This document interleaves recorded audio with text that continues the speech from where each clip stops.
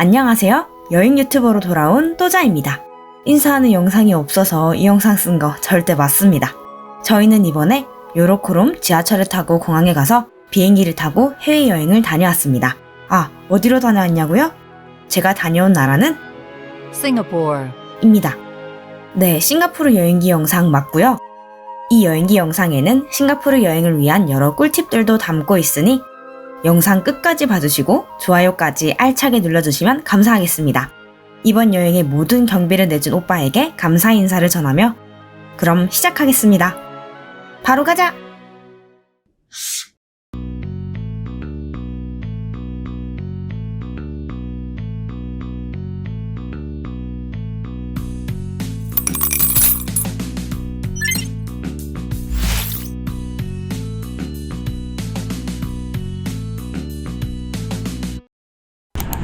부산과 김해를 잇는 부산 김해 경전철을 통해 경전철 안내방송에도 나오듯 저는 부산 사람이라 부산 김해 경전철을 타고 김해 국제공항으로 향했습니다. 저희가 가는 날 비가 흩날리듯이 와서 비를 맞으면서 이동했어요. 기내에서 짐이 있으면 잘 때 불편할 것 같아서 우산은 들지 않았답니다. 국제선은 에스컬레이터를 타고 2층으로 올라가면 됩니다.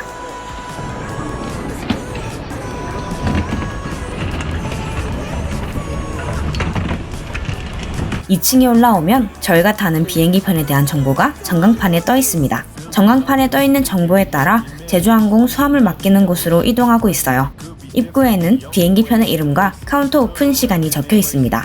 그래서 저희는 수화물 정리대에서 안의 내용물을 한 번 더 확인하고 옆에 있는 저울에서 무게도 확인한 뒤 수화물을 넣었어요. 저희는 하루 전에 미리 모바일 체크인을 하고 와서 공항에서는 따로 체크인을 하지 않았습니다. 저희가 구매한 티켓은 부산에서 싱가포르로 바로 가는 직항 티켓이라 가는데 걸리는 시간은 6시간 17분이었습니다.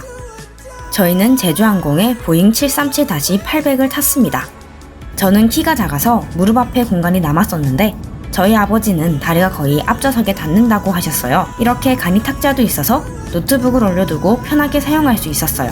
중학생 때부터 좋아했던 메이즈러너 시리즈 다시 보는 중입니다. 저희 최애는 뉴트입니다.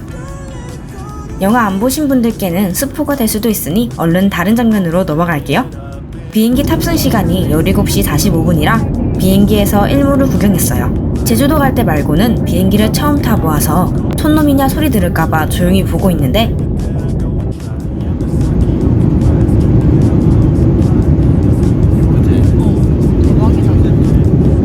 바로 인정해버렸습니다. 사실 저도 영상 눌러놓고 너무 예뻐서 말없이 계속 창밖만 보고 있었습니다. 이제 이쯤 되면 비행기 티켓 가격이 얼마였는지 궁금하신 분들이 많을 것 같은데요. 왕복 티켓으로 1인당 51만 9,500원, 4인으로는 207만 8천원이 들었습니다. 출발하는 날은 아니지만 돌아오는 날은 설날 연휴의 시작이라서 성수기와 여행 시기가 겹쳤어요. 하지만 이동하는 날이 다 평일이다 보니 주말 비행기보다는 조금 더 저렴하게 구매할 수 있었어요. 저희는 일반 항공사의 비행기가 아닌 저비용 항공사 중 하나인 제주항공을 이용해서 조금 더 저렴한 가격으로 이용할 수 있었습니다. 저희는 비행기 티켓을 2달 일찍 구매했습니다. 이렇게 예정일보다 빠르게 구매를 하면 좀 더 저렴하게 티켓을 구매할 수 있습니다. 영상을 편집하고 있는 2024년 3월을 기준으로 6개월 뒤에 항공권을 검색해보니 저희가 구매한 가격보다도 훨씬 저렴하게 구매가 가능하더라고요. 그래서 여행 계획이 있다면 계획한 날짜보다 좀 더 빠르게 구매하면 좋을 것 같습니다. 저희는 여러 항공권 판매 사이트에서 가격을 비교하였고 그 중에서도 지마켓 여행이 가장 저렴하여 이곳에서 구매했습니다. 마지막으로 직항이냐 다른 나라를 경유하느냐인데 경유하는 것이 좀 더 비행기 티켓 값이 저렴하지만 저희는 대기 시간을 가지기보다 바로 싱가포르로 가는 것이 나을 것 같아 직항을 선택했습니다. 이렇게 여러 부분들을 비교해보면 좀 더 효율적으로 비행기 티켓을 구매하실 수 있을 거예요. 그리고 또 한 가지! 비행기 티켓 구매 전 미리 여권을 만들어 놓으면 좋습니다. 항공권을 구매할 때 여권 정보를 입력해야 하는데요.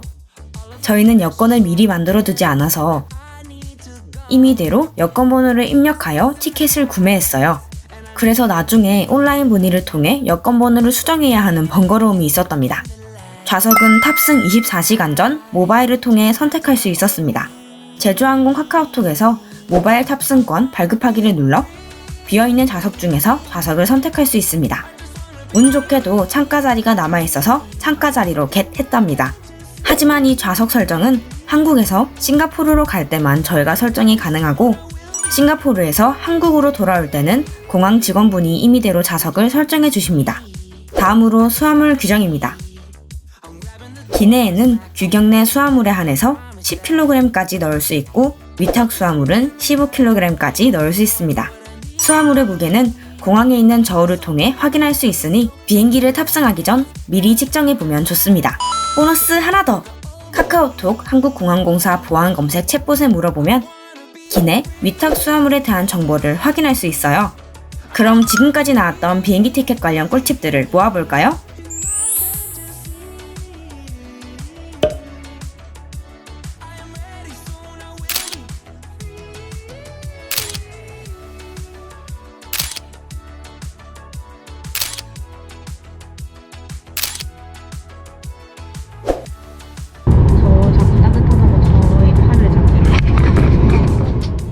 제가 열이 많아서 그런지 저는 비행기에서 조금 덥더라고요. 그래도 비행기 내에 에어컨이 틀어져 있는 건지 계속 차가운 바람이 나왔기 때문에 추위를 많이 타시는 분들은 담요 들고 가시는 거 추천드립니다. 저희는 겨울에 여행을 떠났다 보니 패딩을 수화물에 넣지 않고 기내에 들고 타서 패딩을 담요 삼아 사용했습니다.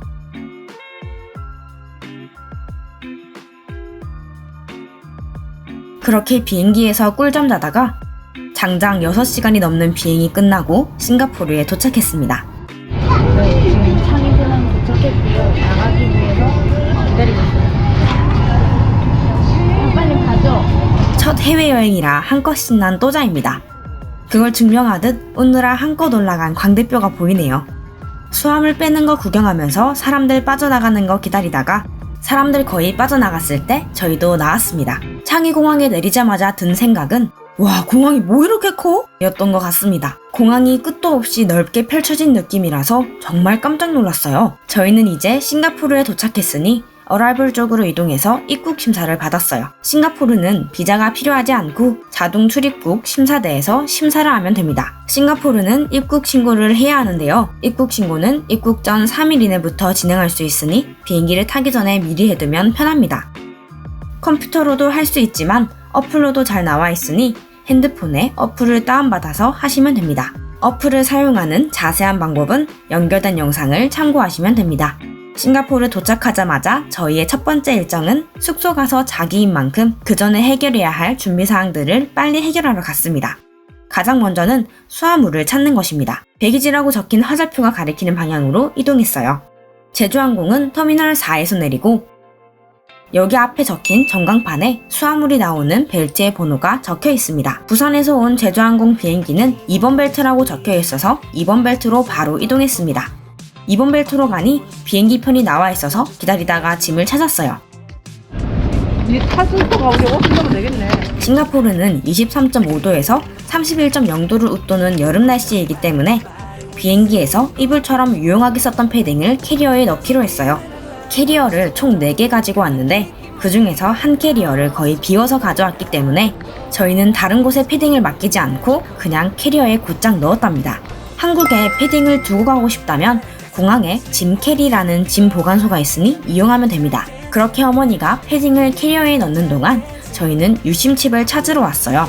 저희는 클룩에서 M1의 유심칩을 미리 구매하고 갔습니다. 유효기간은 15일, 데이터는 100GB, 로밍은 미포함으로 하여 창의공항에서 수령하기로 했어요.